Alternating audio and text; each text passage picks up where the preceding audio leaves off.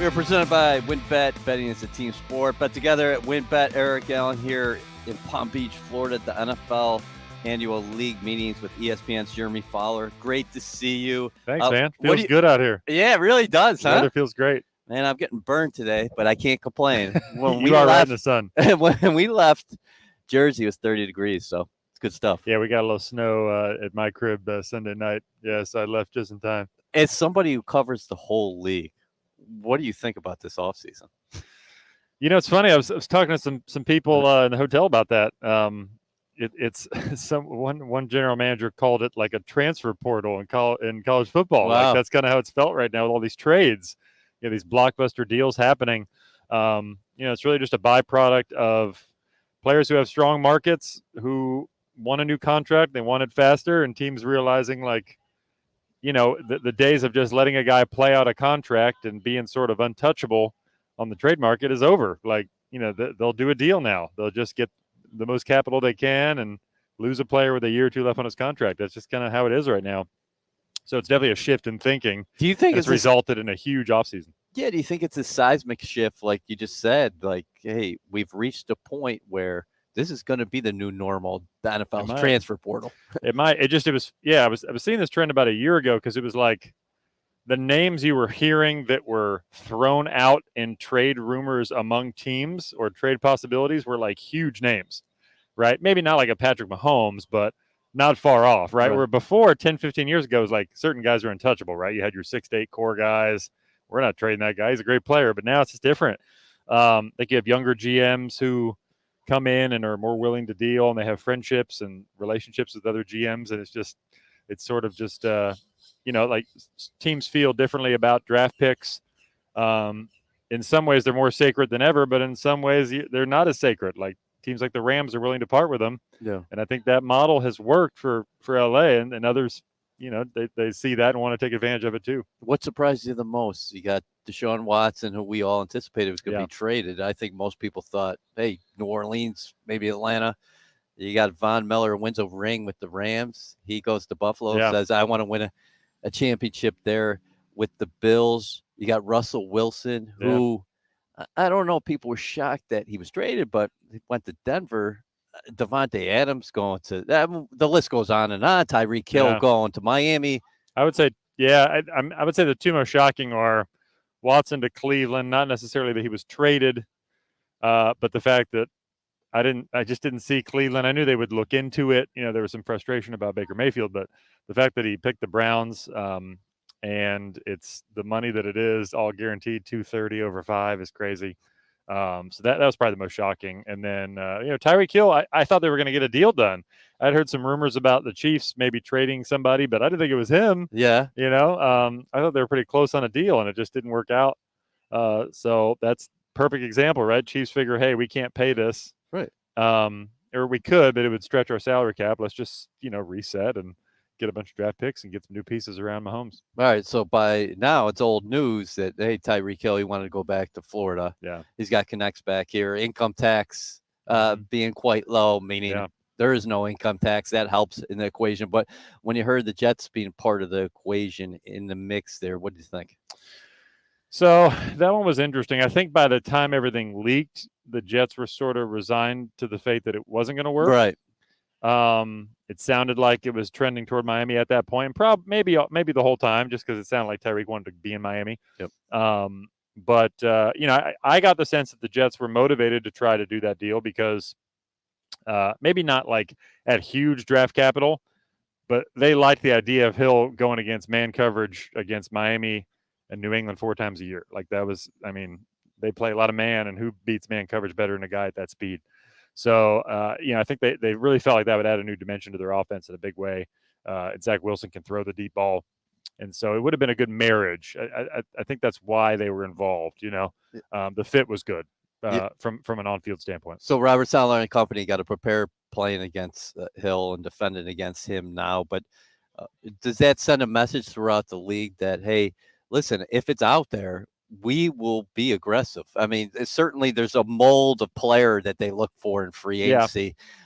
They wanted to find value, but in terms of Hill, that would have been a monster splash. Yeah, for sure. And maybe there was a way they could have put it over the top. It's good to see them in the mix on some of those things because I think they've been pretty cautious, I would say. Yeah. Which I get. It's probably the right approach, right? At this stage. I think so. But it's time to strike a little bit too, and they did. Yeah. I mean, they got some good pieces in free agency. I thought without overspending. I thought they did a good job of addressing some needs. It was interesting without going with the receiver, but going with the 2 tight ends. Mm-hmm. That was telling on a couple fronts. One, I just think if you have 2 really functional, multidimensional tight ends in a Mike LaFleur offense, like that can do a lot. I knew they were going to target tight end for sure. I didn't know they were going to get 2 of them. But also I think not that they're not high on Corey Davis, but the Corey Davis experiment is okay. Do you want to pay $13-14 million a year for a guy who's not going to be like a bona fide number 1? That's sort of what you weigh. So I think that's why they waited there, saying, "Hey, we'll take a big swing on Tyreek Hill. If it doesn't work out, plenty of guys in the draft. The Jets are in an interesting spot because they're probably at a point where they need to be aggressive. They got to start winning. Yes, but Joe Douglas believes in building through the draft, and they've been kind of cautious, at least with free agency. And so it was. I think they got out of their comfort zone a little bit this March and spent probably spent to a sweet spot, didn't overdo it, and so I think that's a good sign. Do you think if they don't make a move for a receiver here?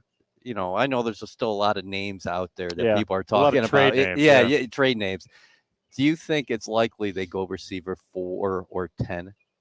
Because you do have the picks at the top of the second round. And I know people talk about the receiver class every year where, hey, this is a talented receiver class. You can get somebody at the top of the second I don't necessarily think it's a slam dunk they go with one of the top 2 picks at receiver. They might, but it depends on, if the top 2 or 3 guys they just love, then maybe. Yeah. So I'm not privy to their grade there on those guys, but I'm guessing that there's enough depth where, there are 8 really good ones. So top of the second round is going to be somebody really good, and you're seeing, think about all the great day 2 picks recently. Elijah Moore in the second round. Yeah, but AJ Brown, DK Metcalf, Justin Jefferson was the end of the first, but close enough. Deebo Samuel. There are plenty more I'm forgetting. You can get really good guys day 2 in the draft, so they know that, and they probably won't overstretch as a result. You talk to people throughout the league. You're well connected. What did people make of Zach Wilson through year 1? And from your eyes, what do you think he's got to do now to take a little bit of step and show that progress the team wants to see? Yeah, I talked to a few coaches that kind of watched him or played against him, and they thought he got better late in the year. I think making the layups is just an issue. That's going to be the focus year 2. They're going to scheme him up some good throws, some easy 6-yard plays. You got to take them. You got to hit them. If he can figure that out, I think he's going to be really good. But that's sort of the sense. If you can't, process that or figure that out in real time in year 2, you're going to have issues. So, they're banking on that. Well-intentioned kid, works hard. I think he'll be fine there. I shouldn't say kid; he's an adult, but but as far as he did, it sounded like they streamlined the offense a little bit and got him comfortable late in the year, and he did show improvement. What do you think about what's happening here in the AFC at the quarterback position? We mentioned the Bills before. You got Josh Allen. You got Deshaun Watson, who gets traded to Cleveland. You got Lamar Jackson, who I know you're probably watching his contract watch.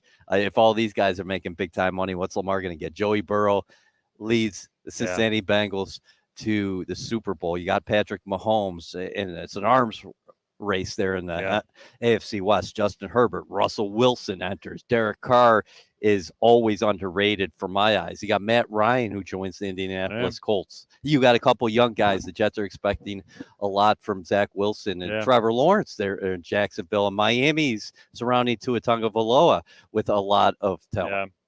If you think about the teams that aren't, there are probably 12 to 13 teams that you could put in the playoffs right now or project to be in the playoffs you feel comfortable about. Yeah. I can make an argument that team should be in the playoffs. There are only 16 teams in the whole conference, and at least 13 of them.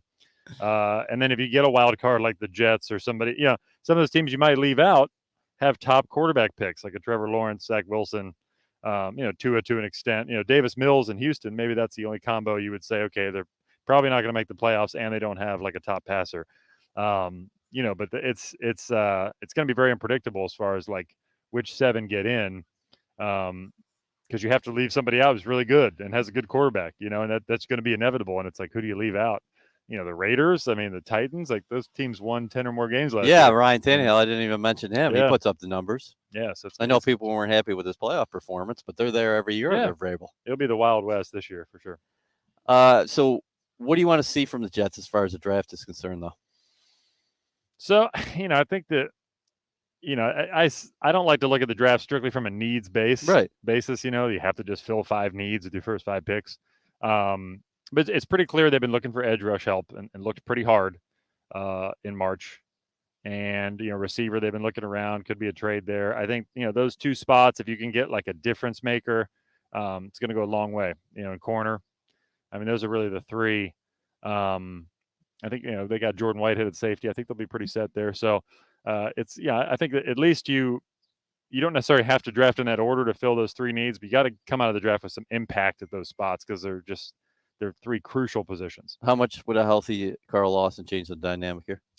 I think so. It's hard to know what to expect when a guy's out for the year. You just don't know, with the money involved too. Like, are they going to commit to him year 2? I mean, certainly, I know they were very excited about him before the injury. So I'm assuming the feeling has not changed, Right. But you got to kind of see him bounce back and see how he's moving around. And that's always a delicate process in the NFL. If it comes summertime, guy's not looking right, like, do you move on? So I don't know, but I think, certainly he would bring an element they just didn't have last year. You gonna get any time off coming up after this? I hope so. Or post draft? Yeah, a little bit. I try to find pockets of time. I could finally take a breath after free agency. I think this is the weekend, and last weekend and today are like first time you can kind of exhale a little bit. I'll take that. And this is kind of a vacation here. But this had to be the wildest free agency of your career, right? Yes and no. I mean, from a trade standpoint, yes. I didn't think the money was that outrageous. I mean, there's still a lot of good players that haven't been signed, Right. Bobby Wagner, Tyron Matthews, Stephon Gilmore. Now, they're all older, so that's probably why. But there's still a lot of talent out there.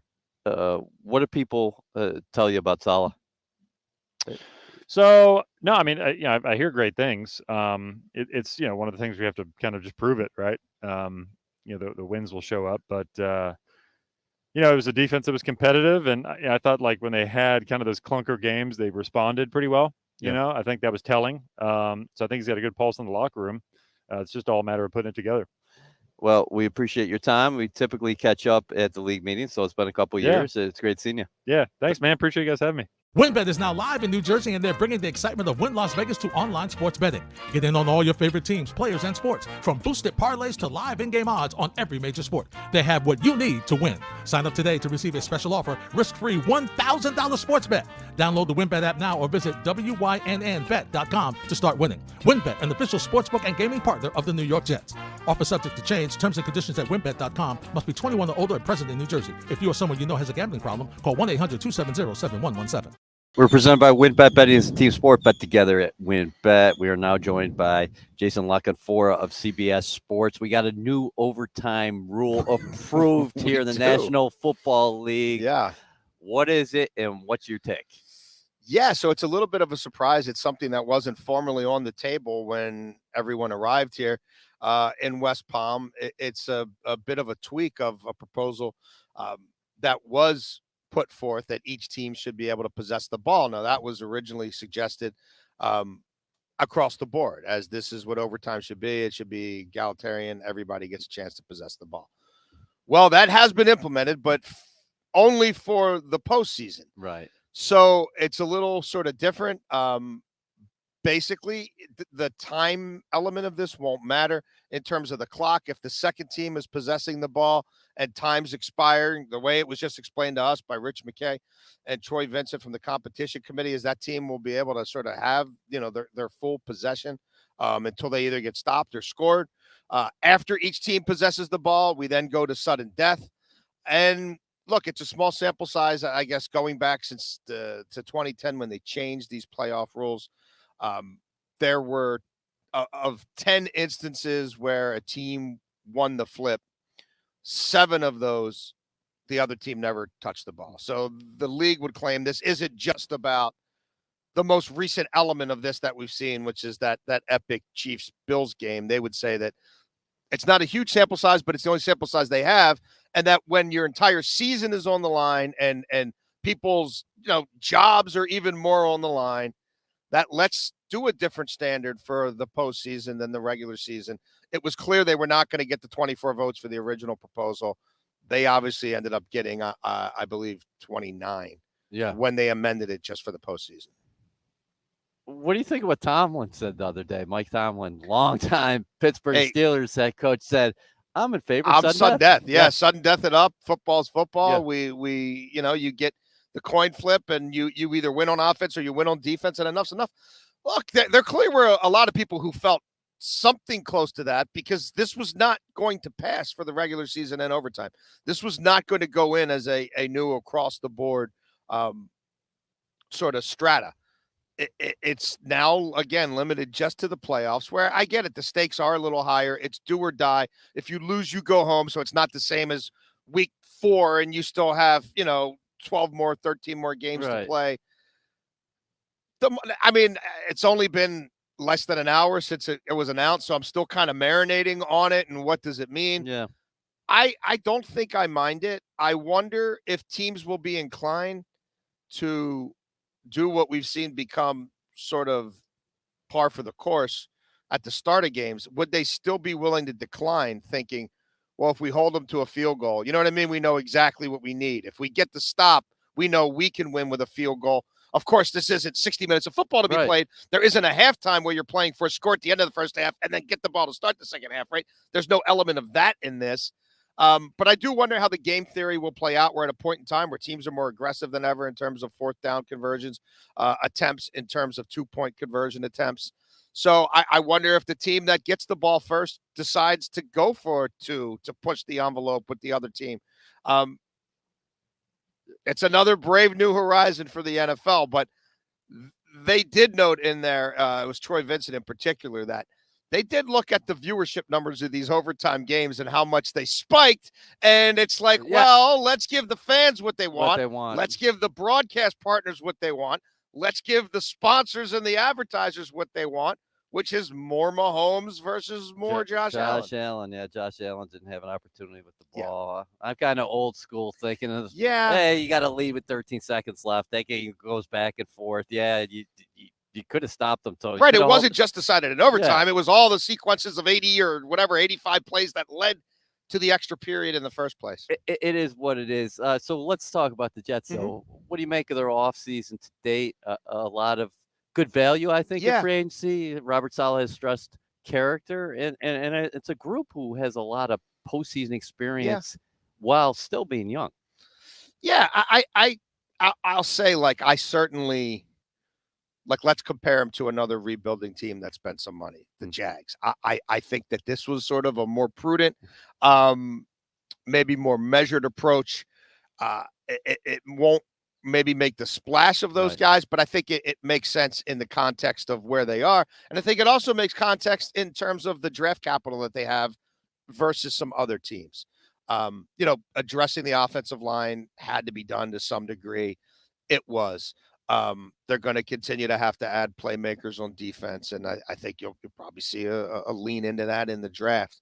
But no, I mean, it's tough when you're chasing that many teams. Yeah. And it's really tough when you look at what, the Chargers and Miami, right, and the Raiders, teams we might have said Denver, were on the periphery of AFC contention, right? We're probably closer to the Jets than the Chiefs, right? 3 months ago, 2 months ago, a month ago, if we're talking about those teams, we're probably talking them closer to a clump like the Jets than we are the elite of the elite. Now I don't know. I don't know. To your point, it's been an interesting spring because you definitely say the Jets have improved. Yes. But you can look across the AFC and say a lot of teams have improved. Yeah. I mean, so it's just there's such a paradigm shift. The pendulum is so decidedly AFC centric when it comes to who's making power moves, who's adding top end blue chip players at vital positions. I've never seen anything quite like it. So it's almost like if you're treading water or getting incrementally better in the short term, you're falling behind. Now the Jets' plan is not they're not where we've seen the Bucks and the Rams, and now you could add whatever Well, Miami. you're not going to be in a Von Miller sweepstakes Right. or something like that. That final piece. But speaking of high-profile guys who are going to get paid a lot of money, Tyreek Hill, Jets made a play there. Huh? Yes, yeah, and that's a guy who's still young enough with enough upside at a position of some significant need, and to add someone like that for your young quarterback would obviously be huge. Now, was that a fair fight? No, because you look at where the Dolphins are right now, and they're also adding one of the best left tackles in football. It's no state tax. It's Miami.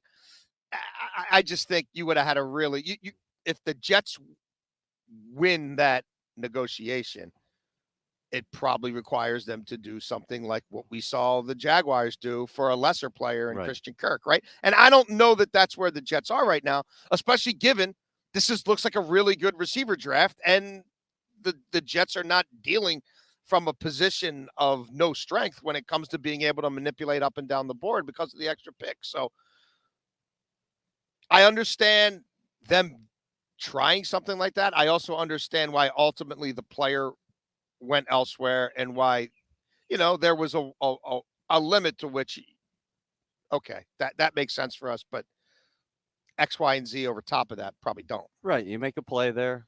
He would have been very helpful for a young quarterback. Guy's a game changer.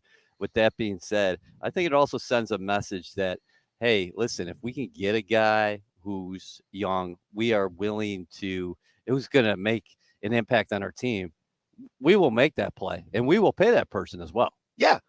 No, I mean, look, this is a big market team that, I don't have to tell Jets fans how long they've kind of been suffering through this whole process. So there's certainly a time and place to do that. And if this draft is as robust for them as I think it could be, then I think a year from now, you're maybe feeling a little more comfortable about, okay, if we do have to win 2 or 3 all-out bidding wars, I get it, because we have enough of a nucleus here now that we know there's enough there in terms of our last couple drafts. I think you look at their talent right now without knowing how all these holes are going to be filled, or how some of these kids are going to look once you actually get out there, and start playing the 2022 season. I think their approach, which I think was a little more prudent than some others, makes sense. WynnBET is now live in New Jersey, and they're bringing the excitement of Wynn Las Vegas to online sports betting. Get in on all your favorite teams, players, and sports, from boosted parlays to live in-game odds on every major sport. They have what you need to win. Sign up today to receive a special offer, risk-free $500 sports bet. Download the WynnBET app now or visit wynnbet.com to start winning. WynnBET, an official sportsbook and gaming partner of the New York Jets. Offer subject to change. Terms and conditions at wynnbet.com. Must be 21 or older and present in New Jersey. If you or someone you know has a gambling problem, call 1-800-270-7117. You think this can be a robust draft for the Jets? Can you talk about the 2022 draft class as a whole, and where the Jets are at with the 4 and 10 selection? Yeah. 4 in the top 38. Well, I mean, I think you look at pass rush, you look at receiver. There's a lot of good things there, and it's not just who's going to go best of breed in the first 5, 6, 8 picks. There's going to be some depth there. I think, you look at tight end, I don't know that too many of them deserve to necessarily go in the top 20. But when we get to day 2, I think you're going to see them go all over the place. Yeah. And there's going to be a lot of kids with a skill set where they can come in and immediately help your football team. Running back, is another position. I think there's depth throughout the process. Defensive backs.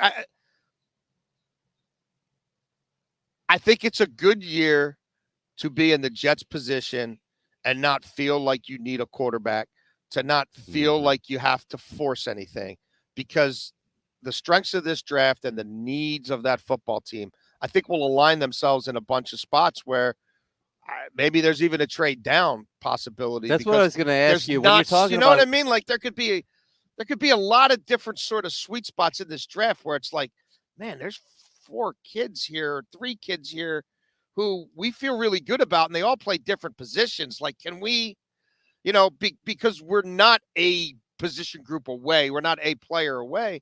can we find value in continuing to massage this board? Where are these quarterbacks going to go? I know at least 4 are going to go in the first round. Like, Yeah? I'm convinced of that. Yes. Okay. Yeah, I'm Any top thoroughly 10? convinced of that. Yeah, I think absolutely positive. That's absolutely a possibility. Okay. And again, that obviously slides players down to the Jets. So I mean, if you're a Jets fan, you want to see as many of them go as high as possible. I'm wondering if people are going to target that 10 selection to get a quarterback. That could be a sweet spot for a trade as well. I think Carolina is a team you have to keep your eye on. I think Atlanta is a team you have to keep your eye on. I don't know that Seattle would take a quarterback there, and I still think they might end up with Baker Mayfield or something like that, and then go day 2.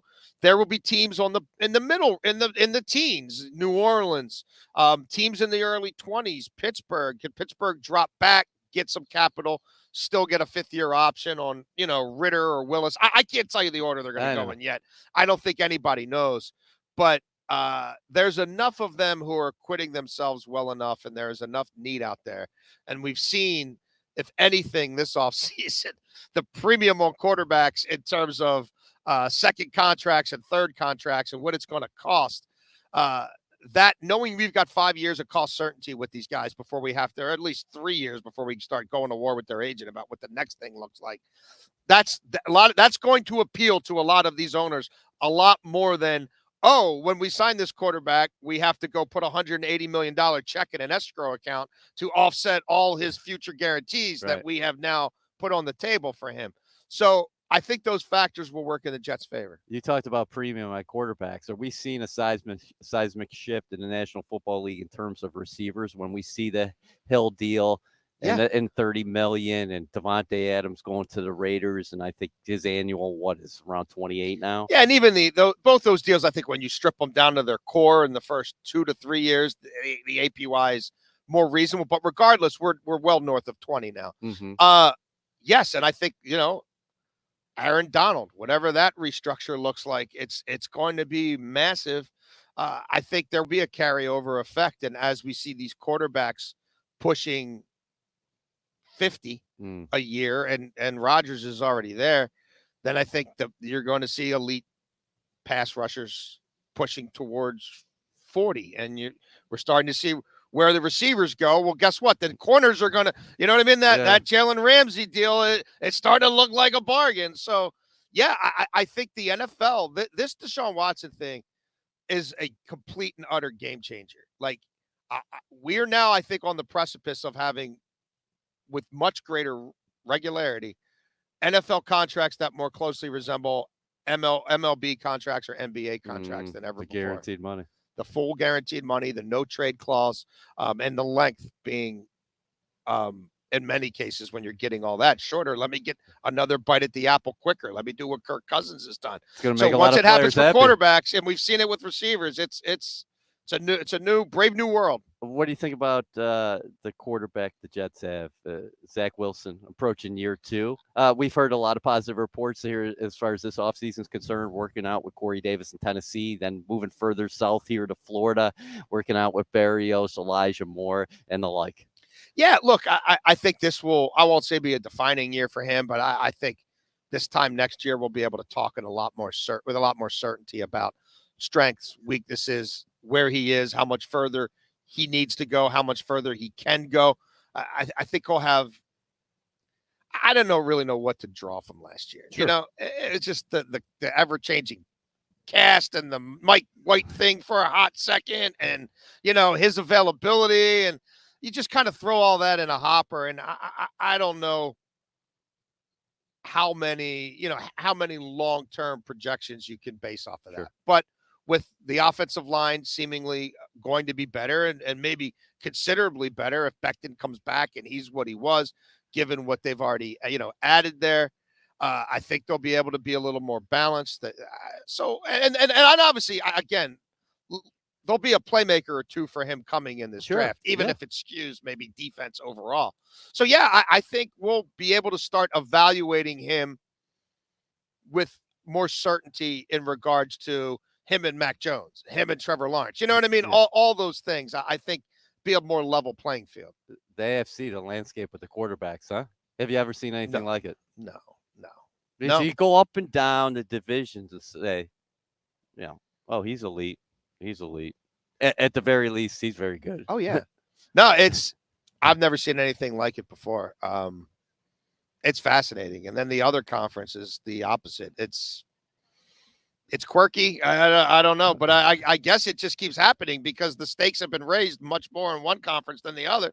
So I think you're going to see the sort of all in and the going for it. You know, if you're a middling team in the NFC, you're like, well, I don't need to do that right now. In the AFC, it's like, go big or go home. Yeah, it's going to be interesting to watch these passes of not only Wilson, but you mentioned Trevor Lawrence and Jacksonville because they're obviously trying to surround him with more pieces as well. Right, he's got a real coach now. Like, you know what I mean? Like, you got to throw out. That thing was a joke last year. Yeah. So I think, a year from now, you kind of can start to see, all right, who's separating, what does the floor look like for him? What does the ceiling look like for him? Yeah, we could be talking about both of these guys like, hey, those guys are in the good group too. And here's a floor for them, but they could continue to get better and better. Yeah, no, absolutely. And